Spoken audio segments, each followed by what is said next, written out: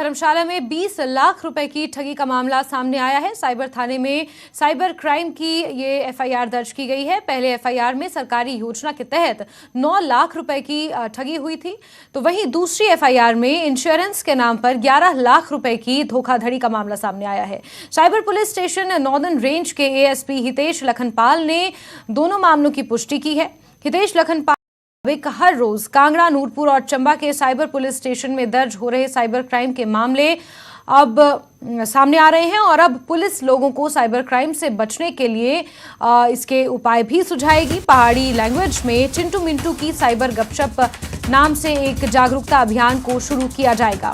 तो आपको बता दें, लगातार साइबर ठगी के मामले सामने आ रहे हैं। इसी क्रम में धर्मशाला में एक मामला सामने आया है जहां 2 एफआईआर दर्ज की गई हैं। लगभग 20 लाख रुपए की ठगी का ये मामला है। जो पहली एफआईआर है वो 9 लाख रुपए की ठगी का मामला है और इंश्योरेंस के नाम पर 11 लाख रुपए की ठगी का मामला सामने आया है।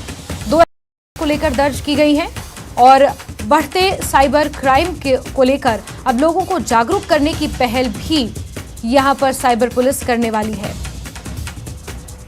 तो बड़ी खबर धर्मशाला से आपको दे रहे हैं, जहां साइबर पुलिस के पास 20 लाख रुपए की ठगी का मामला सामने आया है। 2 एफआईआर इसको लेकर दर्ज की गई हैं। पहली एफआईआर 9 लाख रुपए की ठगी को लेकर और दूसरी 11 लाख रुपए की ठगी को लेकर एफआईआर दर्ज की गई है।